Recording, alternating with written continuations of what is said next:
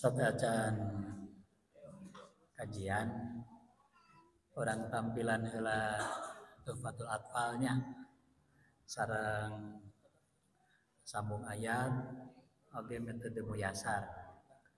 Upami masih aya patarosan Tuhfatul Atfal teh naon, muyasar teh naon gitu. Angke ditampilkeun heula. Sadadi semangat. Alhamdulillah sudah bertinggi Allah yang menghancurkan segalanya dan telah menjadi Allah dengan segala kejayaannya dan salawat serta salam kepada Nabi Sallallahu Alaihi Wasallam yang telah mengajarkan Al-Quran dan ajaran terbaiknya. Jemaah Allah, di depan kita ini adalah beberapa dari santri wali Quran di Hangga yang mereka menghafal Al-Quran setiap harinya, berinteraksi dengan Al-Quran setiap harinya, dan juga belajar untuk bisa membaca Al-Quran sebagaimana Al-Quran itu diturunkan. Gitu. Nah, jadi di wadah Quran kita tidak hanya menghafal, tapi kita juga memfasilitasi santri-santri itu untuk bisa membacakan hafalannya dengan bacaan yang terbaik, dengan bacaan yang sesuai dengan apa yang kita baca. Tentunya ada kaidah-kaidah tajwid yang diriwayatkan oleh para ulama. Nah, santri-santri yang ada di depan ini adalah mereka yang telah menghafalkan dan telah mendapatkan ijazah di sana maka Tuhfatul Atfal. Apa itu Tuhfatul Atfal? Maka Tuhfatul Atfal itu simpelnya adalah sebuah syair ilmiah yang dibuat oleh Syekh Sulaiman Al-Jamzuri di abad ke-12 Hijriah yang berisi tentang kaidah-kaidah dasar tentang pembacaan Al-Quran supaya Al-Quran itu dibaca dengan sebagaimana semestinya, tidak sampai berubah makna, tidak sampai membuat makna yang menjadi rancu atau bahkan sampai jelek maknanya. Nah, jadi mereka ini telah berhasil menghafalkan semua makna tersebut, kemudian berhasil belajar dan memahami apa isi dari syair ilmiah tersebut. Nah, insya Allah kita semua akan saksikan bersama penampilan mereka, yaitu membacakan materi tersebut dari awal hingga akhir. Kemudian kita akan tes pemahamannya tentang materi-materi tajwid. Kita sebutkan materinya, kemudian mereka membacakan syair yang berkaitan tentang materi tersebut.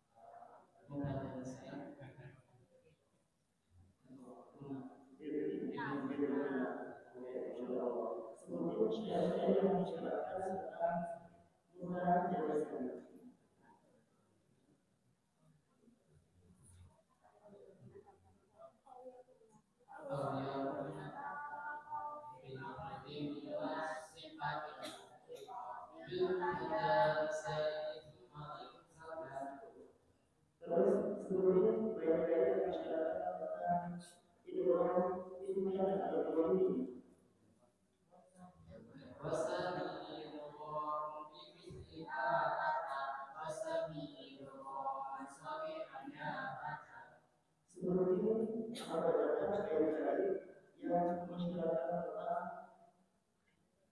ilham syaitan.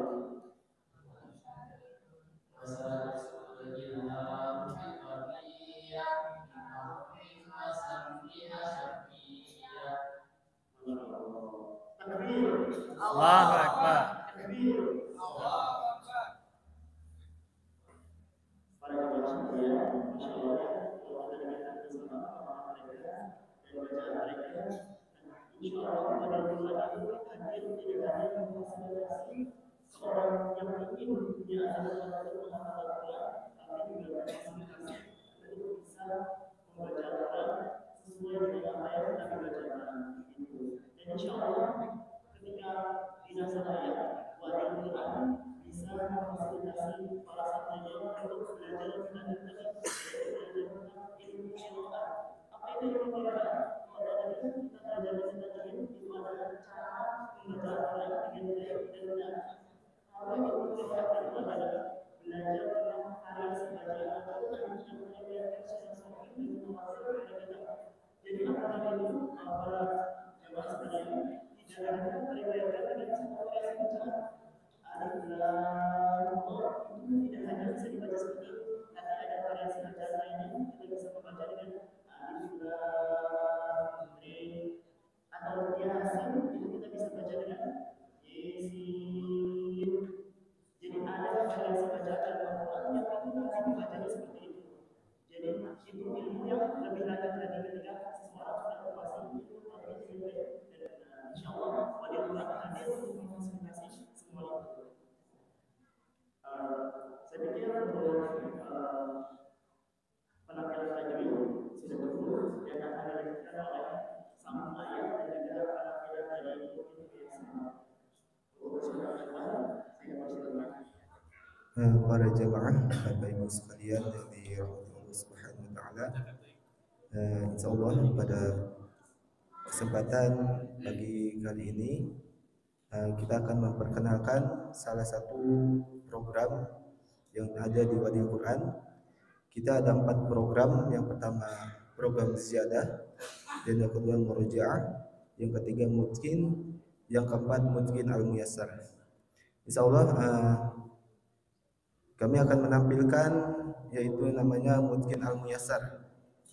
Seperti yang Bapak Ibu ketahui ya, contohnya seperti yang sudah diaplikasikan oleh Ustaz Adi Hidayat, menghafal Al-Quran beserta nomor ayat dan nomor halamannya. Alhamdulillah di samping saya ada Akhi Mukhlis. Beliau adalah alumni pesantren Persatuan Islam 43 Ciwidey, dan juga ada Akhi Saiful dari PPI 36 Pleret Purwakarta. Dan di sebelah saya ini istimewa, Masya Allah, hafalannya sudah 21 juz, usianya 10 tahun. Insya Allah kita mulai dari Akhi Mukhlis. A'udzu billahi minasy syaithanir rajim. Fa in amanu bimithli ma amantum bihi faqad ihtadaw. Silakan lanjutkan ayatnya dan diberitahu ayat berapa. A'udzu billahi minasy syaithanir rajim. Fa in amanu bimithli ma amantum bihi faqad ihtadaw wa in tawallaw fa innama hum fi shiqaq fasayakfikahumullah wa huwas sami'ul 'alim. Ayat berapa? Surat Al-Baqarah ayat ke-138. Ada di halaman berapa? Ada di halaman ke-21. Kurangi 10 halaman ayat paling bawah. Halaman ke-10 ayat paling bawah. A'udzu billahi minasy syaithanir rajim. Qalu ud'u lana rabbaka yubayyin lana ma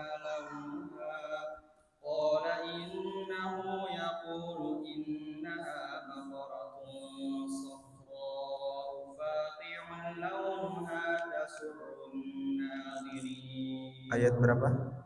Ayat ke-69. Ditambah 100 ayat.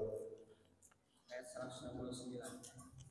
Innama ya'murukum bis-su'i wal fahsya'i wa an taqulu 'ala Allahi ma la ta'lamun. Ayat berapa? Ayat 169. Dikurang 69. Kurang 69. Awa kullama 'ahadu 'ahdan nabadahu fariqun minhum bal aktsaruhum la yu'minun. Betul berjamaah? Takbir. Silakan Akhi Eful, ayat yang barusan dibacakan ditambah 100 ayat. A'udzu billahi minasy syaithanir rajim. Aw kullama 'ahadu 'ahdan nabadahu fariqun minhum Ditambah 100 ayat. فإذا قضيتم مناسككم فاذكروا الله كذكركم آباءكم أو أشد ذكرا ومن الناس من يقول ربنا آتنا في الدنيا وما له في الآخرة من خلاق Ayat sebelumnya ثم أفيدوا من حيث أفاض الناس. ayat sebelumnya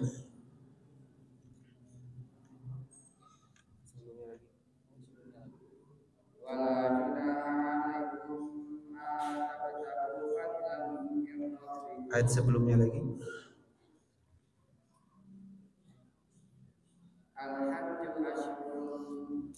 الحج أشهر معلومات فمن فرض فيهن الحج فلا رفث ولا فسوق ولا جدال في الحج وما تفعلوا من خير يعلمه الله وتزودوا فإن خير الزاد التقوى واتقون يا أولي الألباب. Ada di halaman berapa? Halaman 30. Di halaman 31 ada ayat berapa sampai berapa? Ayat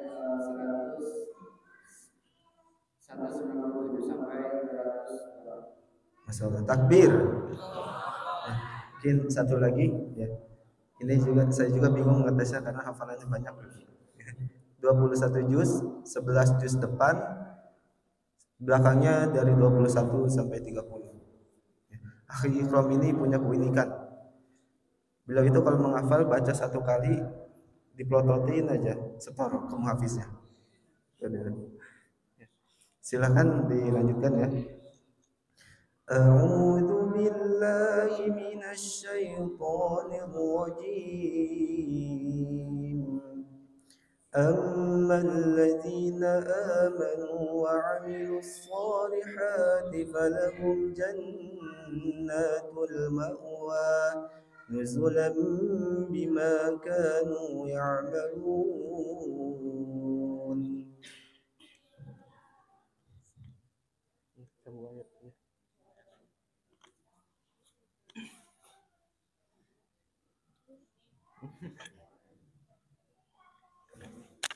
أما الذين آمنوا وعملوا الصالحات فلهم جنات المأوى نزلا بما كانوا يعملون.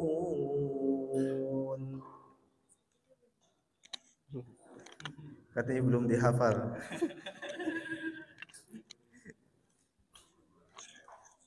يا أيها الذين آمنوا لا تأكلوا الربا أضعافا مضاعفة واتقوا الله لعلكم تفلحون. أعوذ بالله من الشيطان الرجيم. بسم الله الرحمن الرحيم. واتقوا النار التي أعدت للكافرين.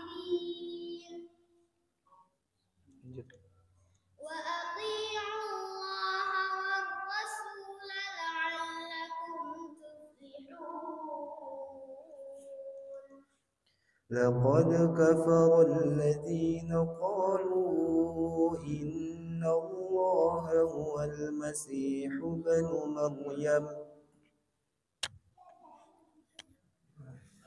لقد كفر الذين قالوا إن الله هو المسيح ابن مريم قل فمن يملك من الله شيئا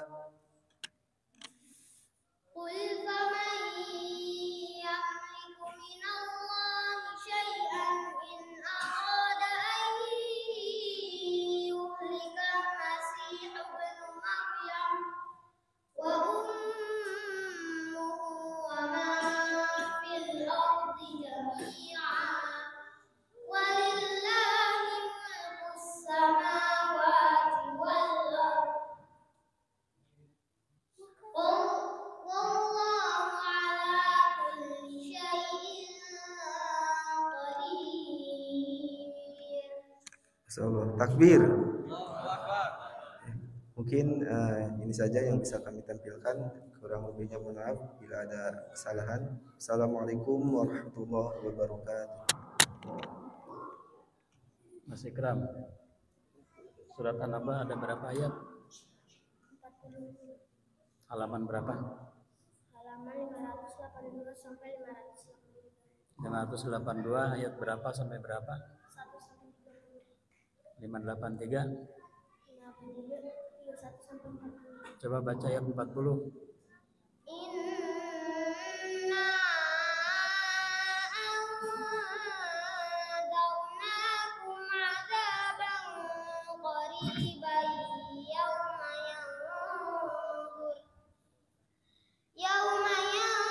yanzurul mar'u ma qaddamat yadahu wa yaqulul kafiru ya laitani kuntu turaba. Ayat 39. Zalikal yawmul haqq faman syaa'a attakhadha ila rabbih ma'aba. Ayat 38. Yauma yaqumur ruhu wal malaikatu saffan la yatakallamuna illa man adina lahu rahmanu wa qala sawaba. Ayat 10. Wa ja'alna al-laila libasa 9. wa ja'alna nawmakum subata Ayat 8. wa khalaqnakum azwaja Ayat 7. wal jibala autada Ayat 6. alam naj'alil arda mihada Ayat 5. thumma kalla saya'lamun 4. kalla saya'lamun 3. alladzi hum fihi mukhtalifun Ayat 2. anin naba'il 'azim Ayat 1. amma yatasaalun. Takbir. Walam yakul lahu kufuwan ahad. Sebelumnya apa, Bu?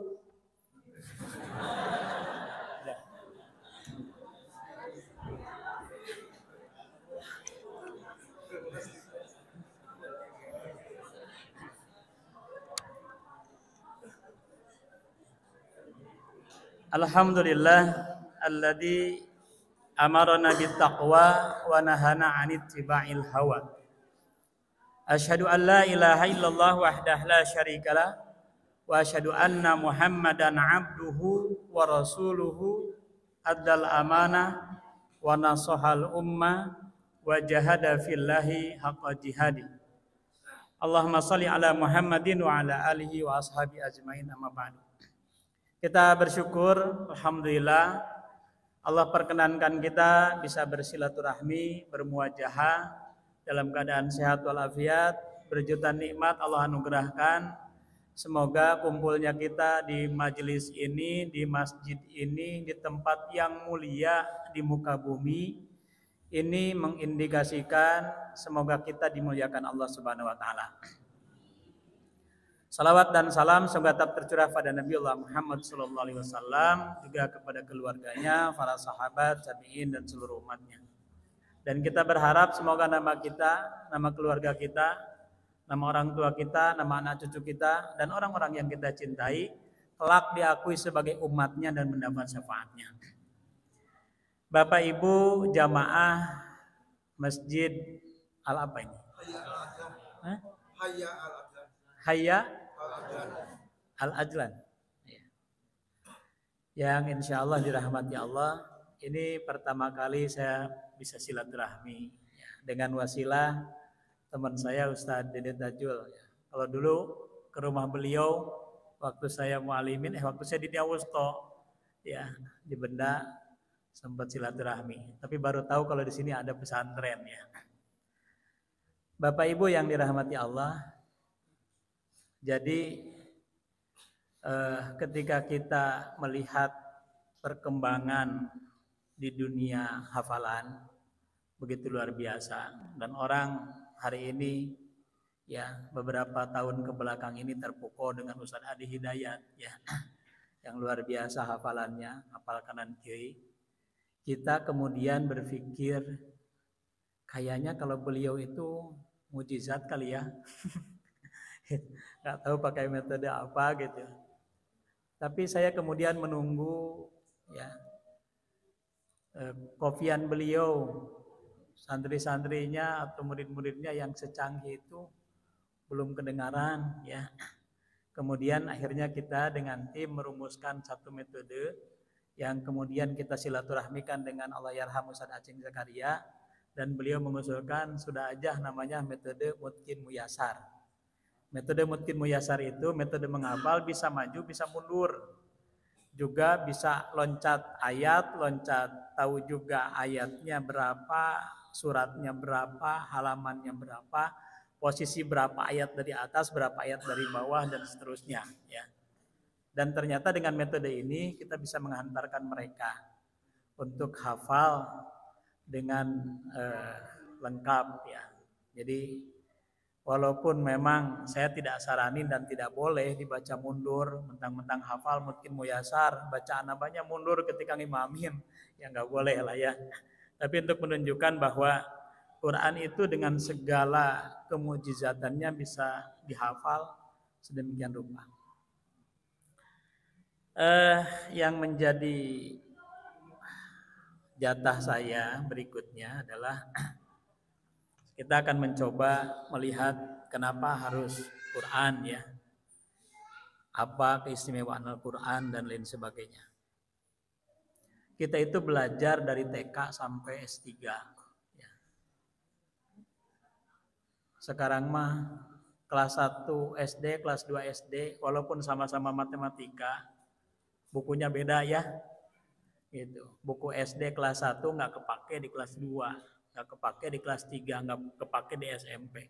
Bahkan sekarang mah dengan kelas yang sama, buku kelas 1 tahun ini belum tentu kepake tahun depan. Gitu. Ya. Tapi satu buku pelajaran yang tidak akan pernah berubah walaupun dari TK sampai S3 adalah Quran. Qurannya mah tetap aja ini. Ya. Ini nggak ada yang bisa gantiin. Ya, Qurannya yang mesantren di sini dengan yang mesantren di Benda sama aja ya. Qurannya sama. Yang kelas 1 SD dengan yang kelas 3 SD sama aja. Artinya ini buku pegangan. Bahkan Bapak Ibu yang dirahmati Allah, seandainya hari ini kita nengok orang yang sakit, yang sudah parah sakitnya, kira-kira kalau kemudian dokter memvonis ya tinggal menunggu hari gitu, kira-kira mereka yang sakit itu ketika meninggal dunia, apa yang ingin mereka peluk? Kira-kira uang miliaran yang ada di ATM-nya ya, atau Al-Quran? Pastinya mereka ingin memeluk Al-Quran ya ketika matinya. Sebegitu berharganya Al-Quran ya. Kemudian yang menjadi pertanyaan bagi kita, seberapa penting Al-Quran bagi kita? Ya. Sementara Allah kemudian nyaris Al-Quran ini bukan hanya mulia, tapi memuliakan. Betul nggak, Bu? Malaikat paling mulia siapa? Malaikat Jibril. Kenapa? Karena beliau yang bawa Quran itu ya, yang bawa. Nabi paling mulia Muhammad. Kenapa? Karena turun pada beliau. Ya. Kota suci di dunia ada berapa? Mekah dan Madinah. Kenapa? Karena Al-Quran turun kalau nggak periode Madaniyah, kalau nggak periode Makkiyah, periode Madaniyah. Ya, kalau nggak di Mekah, di Madinah. Itu jadi kota suci. Secanggih apapun di Amerika, ya kotanya, di Australia kotanya nggak jadi kota suci. Ya, andai saja kemudian, ini kampung apa namanya? Jamuletik. Jamuletik.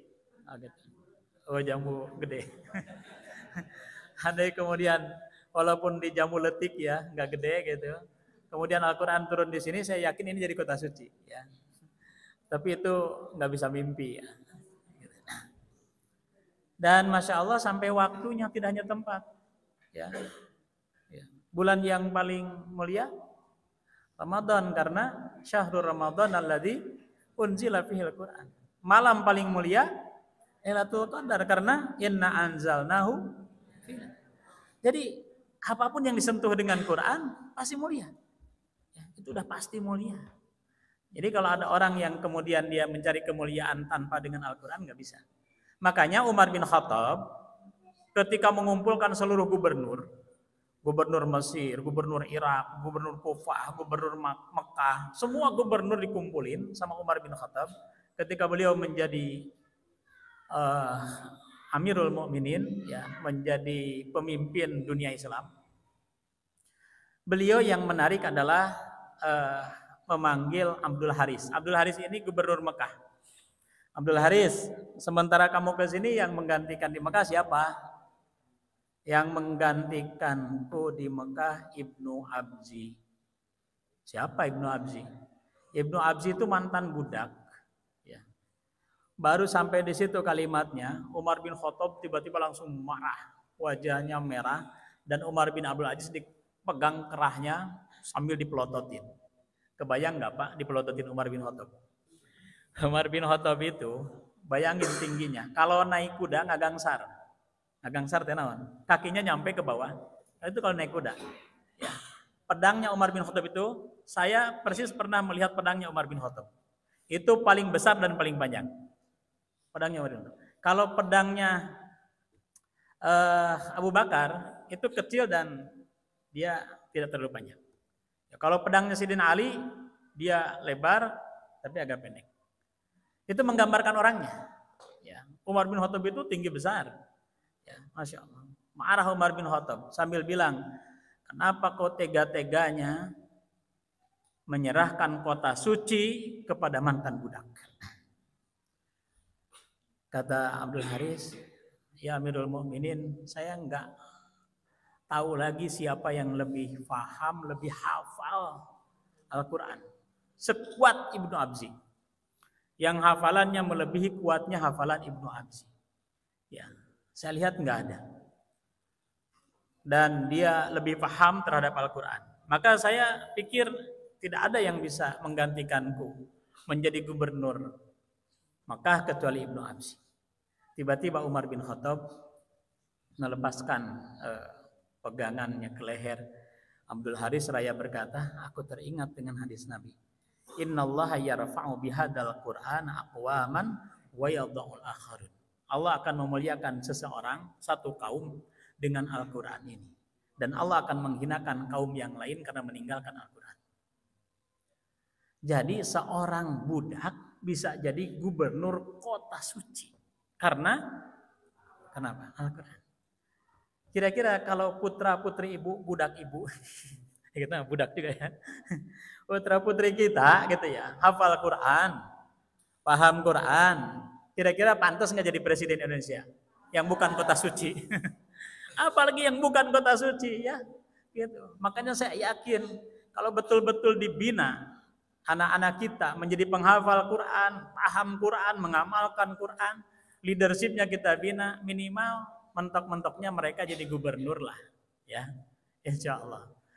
Saya yakin, ya, ke depan kita tinggal tunggu waktu bagaimana kemudian anak-anak kita ke depan membawa Indonesia ya lebih berkah lagi dengan Al-Quran, insya Allah. Ya, Bapak Ibu yang dirahmati Allah, kemudian saya ingin sampaikan, ya,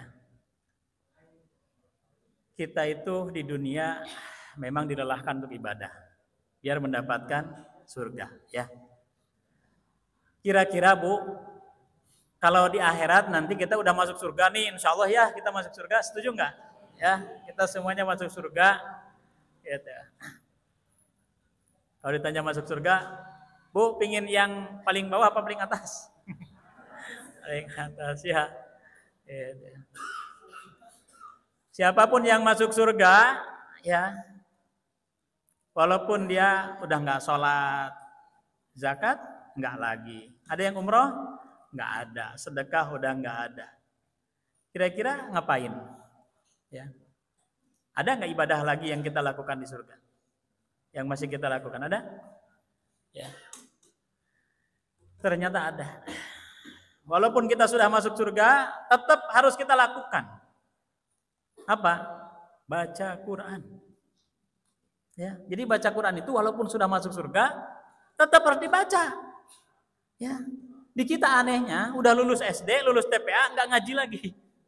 Ya, apalagi sudah merasa tua, nggak ngaji lagi. Ya, Masya Allah. Bapak Ibu yang dirahmati Allah, baca Quran bukan sampai mati, tapi baca Quran sampai di surga. Ya, ada hadisnya? Ada dalilnya? Ada. Ya, dalilnya kata Rasulullah, siapapun yang masuk surga maka disuruh oleh Allah iqra wartaqi. Fa inna manzilatuka fi akhir ayatin taqra'uha. Baca Quran karena setiap ayatnya akan meningkatkan derajat surgamu satu tingkat. Baca satu ayat naik satu tingkat. Baca satu ayat satu tingkat. Yang tingkatan satu ke tingkatan berikutnya langit dan bumi. Jadi kalau kita hafal surat Al-Fatihah, masuk surga, baca Al-Fatihah, maka kita dapat 7 tingkat. Ya. Tambah lagi Al-Baqarah, berapa ayat? 286. 286 tambah 7? 293. Maka kita berada di tingkat 293. Baca lagi Ali Imran, 200 ayat. Ya, berarti 493. Baca lagi An-Nisa, baca lagi terus semakin sampai Anas berada di puncak surga. Fa inna manzilatuka fi akhir ayatin taqra'uha. Ya, karena surgamu ditentukan bacaan Qur'anmu nanti di akhirat. Ya. Asa aisinnya, aduh pengen surga paling tinggi. Hafalannya sabaraha juz, Bu? Pak, itu hafalan sabaraha ayat. Gitu. Kita juga bisa, ya. Yang lain Al-Fatihah sampai Anas, kita bisa baca Al-Fatihah dan Anas. Kita baca Al-Fatihah dan Anas, ya. Kalau Al-Fatihah dan Anas berarti berapa ayat? Masya Allah. Ya. Allahu Akbar. Ya. Bapak Ibu yang dirahmati Allah, dan ini yang kemudian kita sering dengar dan kita sering tanya. Pingin masuk surga? Pasti pingin. Bahkan orang kafir pun kalau ditanya pasti pingin. Tapi kemudian ketika ditanya, surganya paling bawah, paling atas, pasti pingin paling atas. Tapi ketika ditanya hafalannya berapa ayat, gitu. Di situ kakara mugen, ya. Nah, inilah yang kemudian memaksa saya, ya, di PD Persis Tangerang.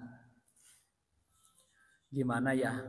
Ini umat ini pada pingin surganya paling tinggi, hafalannya seadanya, gitu ya. Masya Allah. Paling tidak gini aja Pak, Bu, ya, yang punya anak kirim aja ke Tangerang, ya, kirim ke Tangerang. Kita sengaja bikin program itu. Kita buka tiap bulan. Mau berapa bulan terserah, mau berapa bulan pilih sendiri. Ya. Jadi waktunya pilih, durasinya dipilih, dan gratis. Gratis. Gitu. Kalau telepon, saya sudah daftar, masuk bulan Februari. Ya, saya insya Allah 3 bulan nyelesain 3 juz. 3 bulan 30 juz. Di kita itu programnya 2 bulan 30 juz. Jadi menghafal 30 juznya 2 bulan. Ya, 2 bulan. Saya kasih 2 bulan, ternyata ada yang 1 bulan. Ya. Saya kasih 1 bulan, ada yang selesai 23 hari. Itu putrinya Ustaz Didin. 23 hari selesai. Ya. Adik kelas beliau di Benda. Ya. 23 hari selesai. Ya. Anak pembina. Ada yang 24 hari. Anaknya Ustaz Beben kenal ya. Ustaz Beben 29 hari selesai. Gitu. Jadi mereka bisa nyetorkan hafalan ini dalam sehari. Bisa 5 halaman, bisa 10 halaman, bisa 30 halaman, bisa 40 halaman seharinya. Ya, hafalan mereka. Masya Allah. Ternyata yang dulu kita nggak kebayang, ternyata anak-anak kita bisa. Ya, yang penting ikut program selesai. Dulu kita nggak pernah ngebayangin bisa nggak ya ngapalin. Bapak Ibu, kita jangankan yang nggak hafal ya. Kita hafalkan surat Qul ya. Itu surat keberapa sih? Nggak pernah mikir ya. Al-Falaq hafal berapa ayat? Kadang-kadang nggak terpikir ya. Gitu. Tapi anak-anak kita itu langsung udah kayak melihat. Ya. Itu surat keberapa, ada berapa ayat, di halaman sekian berapa ayat, halaman sekian berapa ayat. Dan ini saya pikir ya cara paling efektif. Ya. Bapak Ibu kira-kira kalau nasihatin anak susah nggak Bu? Di sini banyak ustadz ya. Kalau nasihatin santrinya susah nggak? Tapi di sini emang nggak ada yang geng motor ya, anak santrinya. Di sana itu di Banten itu banyak yang tiba-tiba dibacok. Kenapa? Syarat sah masuk geng motor itu. Aduh, udah parah ya.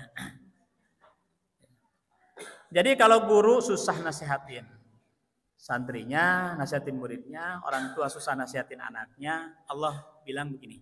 A'udzubillahi minasyaitonir rajim. Ya ayyuhan nas, qad ja'atkum mau'izatum mir rabbikum. Wahai manusia, aku sudah datangkan nasihat dari Allah. Qad ja'atkum mau'izatum mir rabbikum. Aku datangkan nasihat langsung dari Allah. Jadi nggak usah pusing-pusing. Kalau kita sebagai orang tua nasihatin anak mental, ya keluar masuk dari apa? Telinga kanan keluar telinga kanan, mental, ya. Kalau keluarnya telinga kiri masih masuk mending gitu. Ya, gitu. Ini mah mental gitu. Enggak lagi. Gurunya juga gitu nasihatin, udah enggak digubris lagi gitu. Udah deketin aja sama Quran biar Allah lah yang nasihatin. Pusing-pusing, ya. Udah biar Allah yang nasihatin. Ya, deketin mereka sama Quran. Justru dinasihatin deket sama Quran juga susah. Susah juga gitu ya. Jadi di tempat kita itu rata-rata Sad, nih anak saya, nih anak saya. Sebetulnya Sad, kenapa anak saya diserahkan ke Wadil? Satu gratis, kan nggak beresiko. Yang kedua Sad, itu anak disuruh ngaji susah, disuruh sholat hese, disuruh bangun apalagi katanya. Nggak usah ke Wadil, cenah, daripada pusing bapak cenahnya nguruskan maneh gitu. Ya pusing nguruskan maneh, ke Wadil lah gitu. Gitu. Satu orang anak cukup bikin pusing 2 orang tua. Di Wadil Quran ada 300, kalau 80%, ya, mereka kayak begitu, 250 orang yang bikin pusing kedua orang tua, kira-kira guru-guru di sana kayak apa pusingnya? Mindahkan ke pusing ya. Tapi ya kita nggak terlalu pusing, gurunya juga nggak pusing, beda dengan guru matematika, guru balago, guru bahasa Arab. Dia harus udah ngerti belum? Jelasin lagi. Guru di sana mah enak, duduk aja, udah hafal sini setoran, udah hafal setoran. Yang pusing siapa? Anaknya, gitu. Kalau di rumah orang tuanya yang pusing, kalau di Wadil Quran anaknya yang pusing, biarin aja. Gitu. Ya selesai. Ya pusing-pusing begitu, ya lama-lama masya Allah. Ya. Inilah Al-Quran. Al-Quran bisa merubah orang, merubah sejahat-jahatnya, sepreman-premannya Umar bin Khattab menjadi pemimpin sebaik-baiknya, pemimpin yang paling lembut. Ya.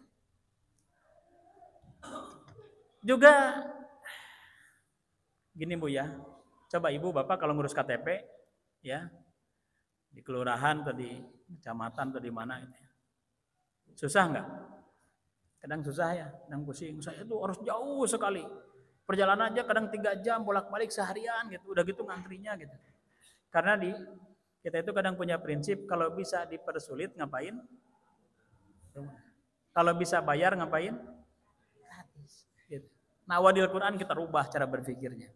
Kenapa? Karena ingin mereka hafal Quran. Setelah hafal Quran, alhamdulillah kita sudah ada 10 universitas yang nawarin kerjasama. Dan salah satu di antaranya adalah universitas yang cukup besar di Tangerang. Mereka datang ke situ, kuliah di situ, cukup bayar pakai hafalan. Masuk semester pertama, bayar pakai 3 juz. Juz pertamanya untuk uang bangunan, juz keduanya untuk uang semesteran, juz ketiganya untuk uang masuk. Ya, semester berikutnya 1 juz. Ya, jadi 10 juz, 11 juz mereka sudah selesai. 10 juz diumrohin. Kemarin dari Wadil Quran ada 2 orang diumrohin. Karena sudah 10 juz setoran dengan terjemahnya. Ya, udah. Jadi Quran itu ma anzalna 'alaikal Qur'an litashqa. Al-Quran itu bikin hidup lebih mudah. Ya. Kuliah sekarang dengan hafalan Quran jurusan apa aja. Termasuk terakhir kita bikin di Padang, kerjasama dengan Universitas Andalas alumni kedokteran. Nah, mereka kemudian mengundang kita karena ada 5 dokter yang lulus hafalan di tempat kita. Ya, akhirnya kita diundang ke sana. Ya, qadarullah pas saya ke sana, Ustadz JJ juga ternyata ada program pelantikan PW dan PD se-Sumatera Barat. Akhirnya ketemu. Ya, akhirnya MOU dibuat, disaksikan oleh ketua umum. Ya. Salah satunya kalau hafal 10 juz, ya, kalau hafal 10 juz bisa masuk kedokteran. Ya. Kalau hafal 30 juz sekalian diumrohin. Ya. Ya, kalau 10 juz masuk kedokteran, tapi bayar uang masuknya 150 juta. 150 juta. Saya bilang, saya nggak patah semangat. Bisa nggak dikonversi dengan apa? Bisa dikonversinya pakai apa? Pakai sertifikat. Sertifikat apa? Sertifikat lomba nasional. Ya, jadi pernah ikutan lomba nasional hafal Quran. Kalau gitu gampang. Nanti Wadil Quran bikin lomba nasional hafal Quran. Selesai. Hadiahnya umroh. Daripada bayar 150 juta, mending pakai umroh 2 orang, ya kan? Selesai. Gitu. Jadi dengan Quran, masya Allah. Ya, makanya putra putri kita dengan cara apa lagi? Sekarang nggak ada alasan nggak punya duit nggak bisa kuliah. Ya. Makanya kita launchingkan program insya Allah karena ada sekitar 85 mu'alimin ya yang dimiliki oleh Persis, ya kita nanti minta minimal 3 orang dari setiap alumni mu'alimin ya yang nggak keterima di PTN, di perguruan tinggi negeri, yang nggak dapat beasiswa, yang mau kuliahnya bingung biaya dari mana gitu, udahlah ke Wadil Quran aja. Ya, insya Allah. Udah gitu hafal Quran, ya udah hafal Quran, dia nanti kita juga insya Allah tahun kedua, ketiga, keempat hafal hadis arba'in, Bulughul Maram, Riyadhus Shalihin, sama Sahih Bukhari. Jadi mereka S1 sudah hafal 4 kitab yang biasa dikaji di masyarakat. Kalau saya nanya sama Bapak Ibu, mending anak sarjana dibiayain Bapak Ibu atau mending anak tidak dibiayain sarjana dan hafal Quran? Mending mana?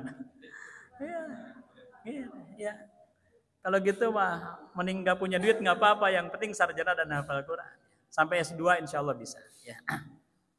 Kalau S3-nya kan PP udah bikin program ya.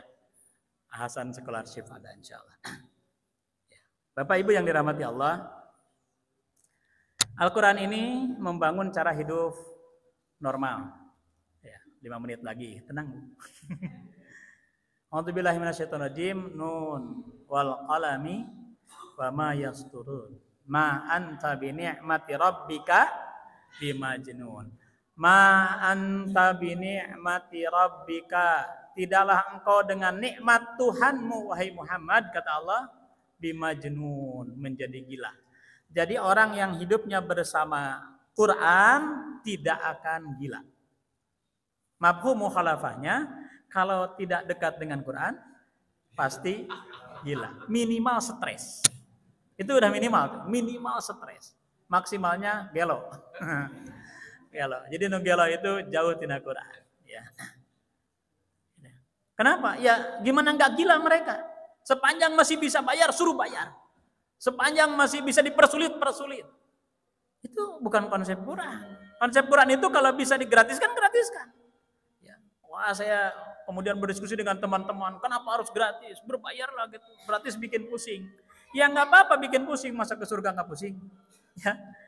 Ya, harus berbayar. Gratis juga udah 8 tahun kita jalan. Ya. Kenapa harus berbayar? Udah gratis aja nggak apa-apa. Ya. Tapi kalau gratis nanti disepelekan. Ya. Sama siapa? Kalau gratis nggak serius ya tergantung kita.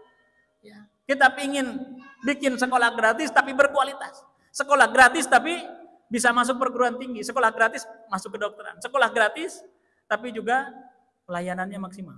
Ya. Sabunnya kita siapin di kamar mandi. Ya, jadi saya tuh hanya berpikir gimana kita memberi manfaat. Mereka kalau mandi itu cukup bawa sabun, cukup bawa handuk, bawa sikat gigi, odol sabunnya kita siapin di kamar mandi, udah selesai. Ya, pokoknya ya tugas kita bagaimana memfasilitasi orang. Khairun nas anfa'uhum linnas. Ya, nggak usah mikir rizki. Rizki itu urusan Allah. Innallaha huwar razzaq.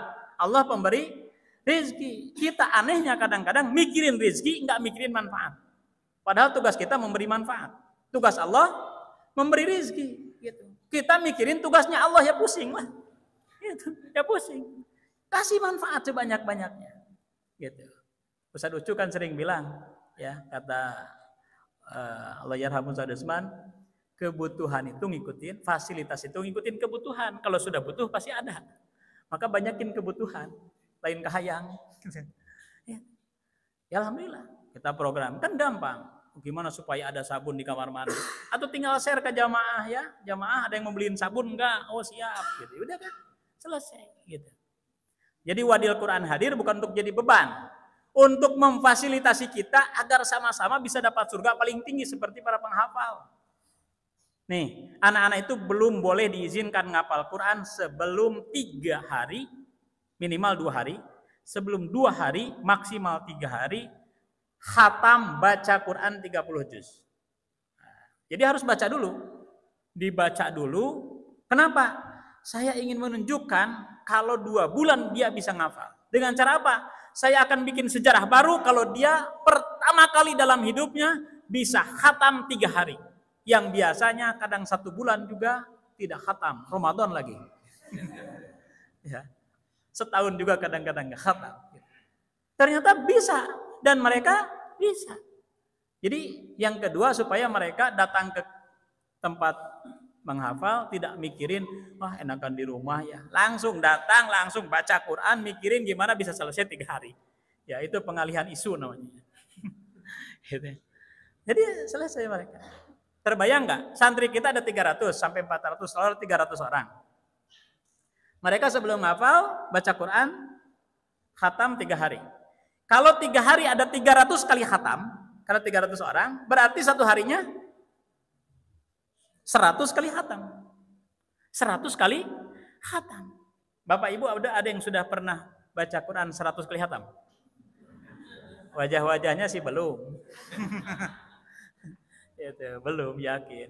Kalau ada, saya kasih hadiah umroh dengan doa. Kayaknya nggak ada lah, yakin nggak ada lah. Gitu. Gitu. Ya, yakin nggak ada. 100 kali khatam. Coba gimana cara mengcopy paste? Jadi saya tuh alhamdulillah Bu ya, dikasih rumah sama orang harganya 4 miliar.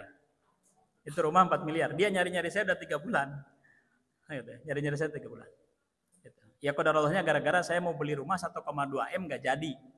Gara-gara apa? Saya bilang sama istri, nanti ya kalau pas cicilan terakhir, insya Allah lah 3 bulan selesai, 3 tahun selesai lah 1,2. gitu, dengan usaha yang kita punya. Tapi kalau pas cicilan terakhir selesai, kemudian kita mati, gimana ya? Ya, ya, terus gimana? Jadi enggak ini katanya. Ya terserah. Ayo. Jadi enggak apa-apa. Cuman saya mikirin, aduh pas bayar terakhir kemudian setelah itu mati gitu ya, gimana ya? Surga belum jelas, istananya apa lagi gitu. Oh ya udah kalau begitu nggak usah jadilah. Gitu. Tapi ini duit kemana? Ya udah ngurus Wadil aja, kirim aja ke Wadil kasih. Gitu. Udah. Gitu. Wadil Quran itu setiap bulan kebutuhannya untuk 400 orang 200 juta. Ya, setiap bulan. Ya, sekarang 8 tahun jalan, alhamdulillah masih hidup. Gitu. Akhirnya ya udah kita nggak jadi beli rumah. Qadarullah nggak sampai berserang berapa ya? Setahun 2 tahun berikutnya ada orang 3 bulan nyari-nyari saya mau ngasih rumah itu. Gara-garanya apa? Gara-gara saya juga. Saya pingin bikin tahfidz balita. Ketika saya datang ke PP Persis, Rip katanya ada pengurus PP. Bikin program apa di Tangerang? Tahfidz. Tahfidz dah. Kata mah pegawaian budak katanya. Ngapal mah pegawaian budak gitu. Itu pengaruh ke saya gitu. Oh iya ya. Gitu. Emang yang ngapalin siapa? 80% lulusan SMA saya. Pegawaian budak. Langsung saya pulang ke rumah, nggak tenang hidup saya. Saya langsung bilang sama keluarga, ayo ikut. Mau kemana? Pokoknya kita harus nyari rumah 2 lantai yang gede. Buat apa? Bikin tahfidz balita. Jadi setiap ada orang punya rumah, ketika kita lihat ada rumah 2 lantai yang gede, saya lihat oh nggak cocok, cari lagi, nggak cocok, cari lagi nggak cocok. Qadarullah saya lihat lewat Al-Fityan, sekolah yang paling mahal di kompleks saya itu. Seberangnya ada rumah gede, itu bentuknya ruko tuh. Ada ruko 4, garasinya 1, rumahnya 1 di bawah. Di atas rumahnya 2. Wah ini cocok banget nih. Saya fotoin, gitu ya. Itu seminggu berikutnya saya ditelepon sama orang yang mau ngasih rumah itu. Ya. Saya mau ngasih rumah, udah 3 bulan nyari Pak. Rumah apa sih Pak? Mentang-mentang saya nggak punya rumah.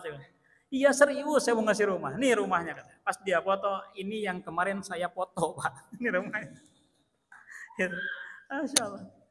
Jadi Allah itu kebutuhan, Allah itu tahu kebutuhan kita melebihi kita sendiri. Jadi Pak Arif udah tahu lah. Saya bilang ya udah kalau begitu besok datang ya. Besoknya hari Senin saya datang pagi-pagi ya.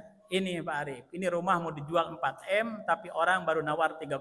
Andai 3,8 aja saya jual. Karena nggak ada yang nawar sampai 3,8 udah saya bersepakat dengan keluarga kasihkan semua saudari. Coba. Gitu. Pak Arif minta hari Rabu besok datang sama teman-teman. Saya datanglah sama Ustaz Didin, sama teman-teman gitu ya, 4-5 orang. Datang ke situ langsung dikasihkan di sertifikatnya ini kuncinya. Gitu. Saya bilang Pak, kalau mau diwakafin, saya mau wakafin ke Persis. Kenapa harus diwakafin ke Persis? Saya ngasihnya ke Pak Arif aja, gitu. Enggak, khawatirnya saya enggak jadi masuk surga. Gitu. Tiba-tiba saya mau masuk surga, ditarik sama Allah, enggak jadi. Kenapa? Ini wakaf jadi rebutan anak. Gitu. Makanya wakafnya ke Persis aja. Dan qadarallahnya, itu yang punya rumah, si bapak itu, jamaahnya Abah Uci. Tahu Abah Uci? Terekat Naksabandia, udah NU, terekat lagi gitu. Kebayang enggak? Ya saya bilang, mangga kalau setuju silakan, kalau enggak ya saya enggak. Ya udah enggak apa-apa, orang Qur'annya sama katanya. Dan langsung di ACC tanda tanganin sama Ustaz Aceng Allah yarhamah gitu. Masya Allah. Jadilah wakaf. Dan ketika saya dapat wakaf, kemudian pengurus RW, pengurus RT sama pengurus masjid setempat langsung telepon saya. Mas Arif katanya Mas Arif dapat wakaf tanah rumah itu ya? Iya Bu. RW-nya kebetulan perempuan. Oh, tolong datang ya besok. Saya tunggu jam 9. Ada beberapa hal yang harus diklarifikasi. Datanglah saya di masjid yang dekat itu, dan dia bilang apa? Pak Arif, ada beberapa pertanyaan yang harus diklarifikasi sama antum, tolong. Saya serahkan dulu sama Ketua Dewan Syuro Masjid. Kata Ketua Dewan Syuro Masjid, Pak Arif, saya ingin tanya 5 hal. Kalau jawabannya sesuai harapan kami, silakan lanjutkan. Kalau tidak sesuai, ya maaf ya, kami tidak mengizinkan. Ya, ada tahfidz di sini. Pertanyaan pertama, apakah Pak Arif dan lembaga Pak Arif membid'ahkan maulid? Yang kedua, apakah Pak Arif dan lembaga Pak Arif melarang kunut? Apakah Pak Arif dan lembaga Pak Arif membid'ahkan nuzul Quran? 5 pertanyaannya. Kira-kira jawabannya gimana? Ya, saya bilang sama Ustadz, pengurus yang lain, pembina, biar saya yang jawab. Ya, kata Ketua RW, Pak Arif, dari saya pertanyaan 1, kenapa gratis? Apakah ada dana teroris? Atau dana dari jamaahnya Habib Rizik atau Habib Bahar? Nah, saudara.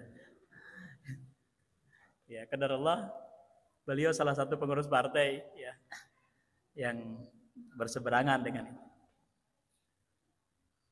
Kalau jawabannya tidak sesuai ya tidak jadi. Kayak sampaikan Pak Haji, itu kalau ada orang rajin kunut, suka maulid, anaknya hafal Quran, seneng enggak? Ya seneng lah. Kalau yang tidak kunut, tidak maulid, ya seneng juga. Saya mau ngurusin anaknya aja. Urusan maulid, urusan mereka, saya bilang. Emang udah bawaannya dari sana sih. Gitu. Dijelasin juga pasti enggak.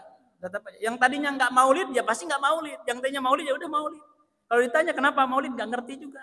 Yang enggak maulid, kenapa enggak maulid, enggak ngerti juga. Jadi saya mau ngurusin anaknya aja ya. Di sini mau bikin tahfidz balita. Biar anak-anaknya pada hafal Quran. Biar yang maulid dan tidak maulid senang. Gitu. Udah. Oh ya udah kalau gitu. Karena tujuan mereka kan untuk apa? Pertanyaan itu. Untuk mengidentifikasi ini Ustadz Arif itu Ustadz saya apa bukan gitu. Kalau bukan Ustadz saya ngapain Ustadz? Dan saya bilang, Pak, mohon saya untuk tidak dijadwal di masjid ini. Jumatan apalagi kajian. Biar tidak berubah suasananya. Udah, gitu. Lagian saya ngurus pondok dan sekarang Wadil Quran udah 17 cabang kita bikin. Ya, sampai ke Padang, sampai kemarin terakhir di Ngawi. Ngawi itu Jawa Timur paling barat. Kemudian juga di Sragen, Jawa Tengah paling timur. Ya, kita bikin. Insyaallah. Bapak Ibu yang dirahmati Allah, kita berharap bahwa ya kita kenapa Tangerang bikin program tahfidz Quran? Karena nggak ada cara, ya. Tangerang ini, ya Tangerang itu ya. Kalau di sini Tangerang itu hadir persisnya belakangan, baru kemarin. Itu masalahnya. Apalagi Tangsel, Tangsel itu baru kemarin, ini belum raker juga itu ya. Gitu. Jadi karena kita baru datangnya, padahal ada di Jabotabek gitu ya. Makanya kita berpikir ya kita harus mengejar ketertinggalan. Maka dengan Quran ini kita akan kaderisasi dan insya Allah kita udah WA Pak Wali untuk Pak Wali di sini banyak mereka yang hafal Quran tapi nggak bisa kuliah, gimana ya? Oh yaudah nanti tim saya datang. Ada yang nggak punya ujian paket nggak? Paket A, B, C, ya langsung datang. Ya, hari besoknya langsung datang, siapa yang enggak ujian paket, ya, langsung didata sama mereka. Dan Pak Arif, saya udah siapin 1000 beasiswa tahfidz. Ya, 1000 beasiswa tahfidz. Jadi, saya pikir hanya wali kota Tangerang, dan alhamdulillah sekarang jadi lagi itu wali kotanya. Terserah partainya apa gitu. Mereka juga enggak begitu serius sih masuk partai juga. Sekarang masuk partai dalam waktu 1 detik bisa pindah partai juga. Gitu. Alhamdulillah dia udah siapin 1000 beasiswa tahfidz. Nah kalau nggak kita manfaatin usulan dari kita, sayang. Makanya kita pingin dari 85 mualimin ya alumni lulusannya ya mudah-mudahan 3 atau 5 kita fasilitasi lah. Ya. Jadi kalau 3 orang aja kali 80 ya kurang lebih 200 orang gitu. Nanti insya Allah mereka menghafal Quran, udah gitu mereka kita fasilitasi untuk kuliah. Ya. Jadi ini saja barangkali yang saya sampaikan. Yang terakhir, Bapak Ibu yang dirahmati Allah, ingat bahwa ini Al-Quran itu, bahwa Al-Quran itu adalah kasih sayang Allah. Ya, Al-Quran kasih sayang Allah. Ya, ini sebagai penutup saya ingin sampaikan kepada Bapak Ibu semua. Mohon izin, ya tambah 2 menit lah. Ya, izin boleh. Sempat Rasulullah SAW memerintah atau meminta kepada para sahabat, hai para sahabat, ada nggak yang mau bacain Quran di atas Ka'bah? Gitu. Sahabat yang lain nggak yang ada yang mau. Kita tahu di Mekah itu, suasana Mekah itu ketahuan masuk Islam itu udah disiksa pasti. Apalagi bukan tokoh ya. Maka tiba-tiba ada yang angkat tangannya. Ana ya Rasulullah.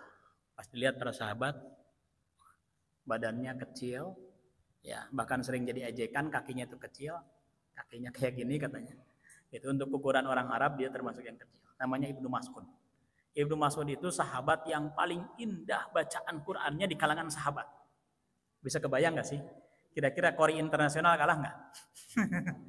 Dia paling indah bacaan. Jadi kalau Ibnu Mas'ud baca Quran, itu angin mendadak besar. Jadi anginnya jadi gede, kencang. Gitu. Saya baca di riwayatnya beliau, anginnya jadi gede kalau baca Quran. Gitu.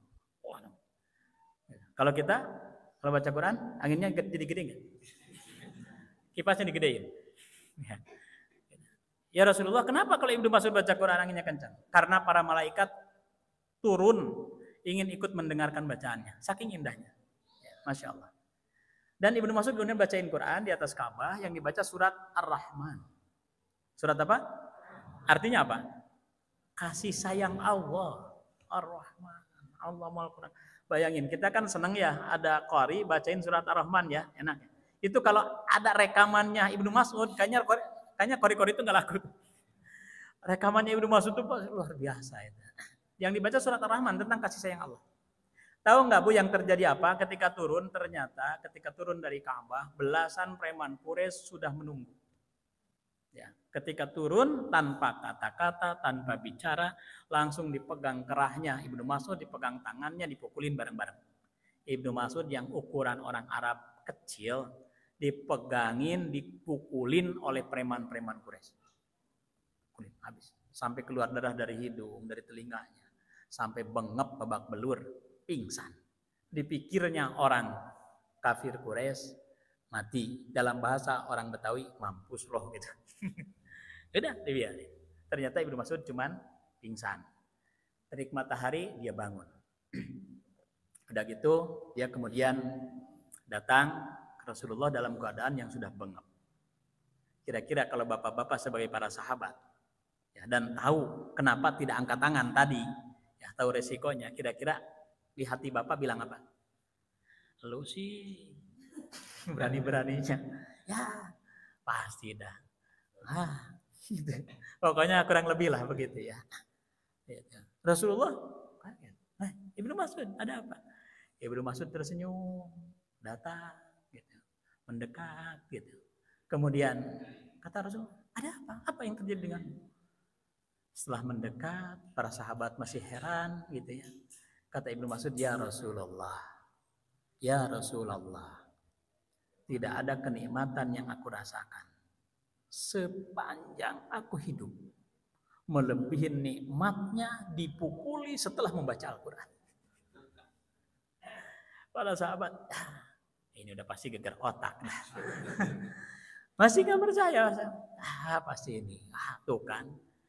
Otaknya udah gak waras tuh. Rasul kan nanya, apa yang terjadi denganmu?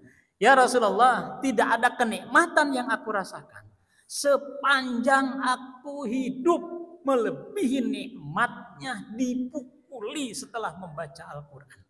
Setiap pukulan itu menimpa wajahku, menimpa badanku, begitu keras. Maka aku langsung melihat surga yang begitu indah. Semakin keras itu pukulan, aku melihat keindahan surga yang semakin luar biasa. Dan ketika aku merasakan pukulan yang membuatku pingsan, aku melihat puncak surga yang sangat indah. Itu masalah. Ya. Sakitnya pukulan menjadi sebuah kenikmatan yang dahsyat. Itu udah masuk. Kita kadang-kadang baru pegal sedikit, ngaji, lepas. Ya. Seandainya anak kita masuk TPA, datang ke TPA ngaji, kemudian tiba-tiba ada preman di jalan dipukulin, dia nangis pulang ke rumah, kira-kira bapak ibu mau bilang apa? Mana premannya? Nih, goloknya, ayo. Gak usah begitu. Bilang sama preman, kalau mukul sampai pingsan kayak Ibnu Mas'ud gitu. Itu baru kamu hebat, ya. Baru kamu hebat. Ya. Masya Allah. Ini kalau ada anak-anak, Udah, bersama Quran itu kita nikmat. Ma anta bi ni'mati rabbika. Maka Allah bilangnya apa? Tidaklah engkau dengan nikmat Tuhanmu. Ini Quran itu kenikmatan. Jadi kalau ada orang tersiksa dengan Quran, masalah itu. Karena Allah sudah bilang, Al-Quran itu nikmat. Jadi kalau ada Al-Quran, ada orang ngomong kemudian Al-Quran itu bikin lelah, bikin capek, enggak nikmat, itu ucapan yang bohong. Seperti Rasulullah, kemudian ada orang sakit perut, diobatin pakai madu, ya. Kemudian kata Rasulullah, minum karena ini adalah obat. Ini adalah penyembuh. Kata orang itu, ya Rasulullah enggak sembuh juga, minum lagi. Ya Rasulullah enggak sembuh. Ya Rasulullah saya diobatin dengan... Yang bohong adalah perutmu. Karena madu itu pasti obat. Allah sudah bilang. Jadi kalau kita bilang enggak nikmat, yang bohong kita. Karena Allah sudah bilang Al-Quran itu nikmat. Seberapa nikmat Al-Quran bagi kita, maka setinggi itulah surganya. Allah alam bisawab. Nggak tahu ada sesi tanya jawab apa enggak? Ya, kalau tidak ada. Ya boleh. Ya, silahkan sebelum ditutup. Ustaz, kalau mau ada cabang wadil Quran di Rancaikek, apa saja yang harus dipersiapkan? Ya. Di Rancaikek ya. Yang penting ada tempatnya tuh. Kalau nggak ada santri kita kirim santri, nggak ada guru kita kirim guru, nggak ada uang ya kereongan. Iyalah. Kalau ada orang ini berapa harganya? Berapa harganya? 2.000 ya. Aqua gelas juga boleh lah 500 ya. Kalau ada orang saum pas maghrib, Pak bukanya nih, gitu ya. Bapak Ibu dapat apa? Pahala apa? Pahala saum. Pahala saum bisa di copy paste 2.500 bisa. Bisa ya dengan aqua gelas gitu, 500 perak. Bisa mengcopy paste pahala saum. Ya. Kalau kita ngasihnya 10, ya 10 pahala saum. Ditanya enggak? Oh, dia mah karena tidak ikhlas saumnya jadi enggak dapat pahalanya. Enggak. Ya, urusan dia ikhlas tidak ikhlasnya mah. Pokoknya kita udah memfasilitasi dapat pahala yang sama. Ya. Masya Allah. Sederhana sekali. Gitu. Jadi ya nanti kita lihat mana tempatnya gitu. Ya kan yang penting ada guru, ada murid, ada tempat, selesai kan? Jadilah rumah tahfiz ya. Gitu. Sistemnya seperti apa ya seperti yang kita lakukan di sana suruh berjalan. Makanya cabang-cabang yang ada kita kirim guru sama muridnya udah selesai kita nggak mikir lagi. Lakukan apa yang seperti dilakukan di Wadil Quran Pusat udah nggak usah mikir lagi. Hukum mutaba'ah sudah ada, Qurannya sudah ada. Gitu. Jadi kalau ya kenapa kita gratiskan? Ya itu dia. Supaya bisa masuk surga bareng-bareng. Jadi kalau tadi 100 orang khatam Quran, 100 kali khatam per hari, kalau kita ingin copy paste gampang. Kalau 300 orang, Bu, masaknya, masak berasnya, masak makannya, kira-kira berapa kilo untuk 300 orang? 30 kilo sekali masak ya. Karena 1 kilo untuk 10 kan? Ya, 30 kilo. Kalau 3 kali makan? 90 kilo. 1 kintal. Ya. 1 kintal bisa mengcopy paste 100 kali khatam. 1 kintal. Berapa harganya? Kalau harga 10.000 1 juta ya. 1 juta. Bisa mengcopy paste 100 kali khatam. Coba bayangkan. Kalau bacanya 100 kali khatam berapa tahun? Enakan pahalanya, enakan bacanya? Enakan pahalanya. Udah keluarin 1 juta dapat pahala 100 kali khatam. Pahalanya sama tanpa mengurangi mereka. Ya, itu yang kita inginkan. Makanya kalau kita bikin tahfiz di sini nggak usah berbayar, biar semua jamaah. Kalau 1 juta bisa mengcopy paste 100 kali khatam, berarti 1 kali khatamnya di copy paste dengan uang berapa? 10.000. Dengan 1 kilo 10.000 perak bisa copy paste bacaan 1 kali khatam. Yang kita bacanya 1 bulan belum tentu kelar. Masya Allah, sederhana sekali. Makanya inilah nikmat Islam. Ketika Allah menjanjikan siapapun yang memfasilitasi satu kebaikan dapat pahala yang sama. Ya, Masya Allah. Makanya Wadil Quran sampai kapanpun kita, pokoknya sampai kapan gratisnya? Sampai kapanpun gratis. Gitu ya. Pokoknya kita ingin memfasilitasi biar masuk surganya bareng-bareng gitu ya. Kita nggak sempat ngaji, nggak sempat apalagi ngapalin. Udah, lakukan hal yang sama. Tidak bisa dengan beras, dengan uang, dengan apalah. Pokoknya anaknya kayak udkhulul jannata antum wa azwajukum tukhbarun. Nanti satu keluarga akan disuruh masuk surga oleh Allah. Ya. Kalau dia beriman, bapaknya, anaknya, istrinya semuanya suruh masuk surga. Pertanyaannya, kalau surganya beda, enak nggak? Nggak enak juga ya. Masuk surga bareng-bareng gitu, tapi surganya yang satu di bawah, yang satu di tengah, yang satu di mana? Gitu. Enggak, Allah akan kumpulkan di tempat yang sama. Kira-kira bapak ibu, ya, kalau anaknya hafal Quran paling tinggi, kemudian bapak ibunya karena hafalannya ya segitulah gitu ya, di lantai segitu, kira-kira Allah kumpulkannya yang tinggi turun ke bawah apa yang bawah naik ke atas? Enak banget ya. Yang pastinya yang bawah naikin ke atas. Ya. Kenapa? Karena itu juga kita berkontribusi untuk memfasilitasi. Jadi kalau ada yang punya anak, kirim. Wah, saya udah nggak punya anak, udah gede, punya cucu kirim. Ada cucu juga nggak mau, anak tetangga kirim, anak saudara kirim, anak siapa kek? Asal jangan anak kucing lah, gitu. Udah kirim aja ke Wadil Quran, udah. Apa bebannya? Ya. Saya nih, tapi nggak punya ongkos dari mana Ranca Ekek? Berapa ongkosnya Ranca Ekek ke Tangerang? Ya 100.000, udah naik Budiman, nanti suruh turun. Ya di Cikokol saya jemput sekalian. Nggak usah pusing-pusing lah. Kalau bisa dimudahin, mudahin aja. Ya, jadi gampang, insya Allah. Dan mudah-mudahan Ranca Ekek nanti ada. Ya. Jadi Persis ke depan nggak ada lagi kalimat begini. Ceramahnya sih top. Itu pas ngimaman, kayak mah top deh gitunya, ada hafal Quran. Gitu. Jadi, Allah kayak mah. Jadi insya Allah kita punya program satu masjid Persis, satu penghafal Quran. Satu masjid Persis, satu rumah tahfiz. Ya, insya Allah. Setuju nggak Bu? Setuju Pak? Takbir. Ya. Udah cukup? Cukup ya? Insya Allah. Jangan dihabisi, nanti saya nggak kesini lagi. Ya, mudah-mudahan ini pertama dan nanti kita bisa silaturahmi lagi. Allahumma shawab, lebih kurang saya mohon maaf kalau ada ungkapan yang kurang berkenan. Ya, mudah-mudahan Allah mengampuni kita semua. Rabbana atina fid dunya hasanah wa fil akhirati hasanah wa qina adzabannar. Alhamdulillahirabbil alamin. Assalamualaikum warahmatullahi wabarakatuh.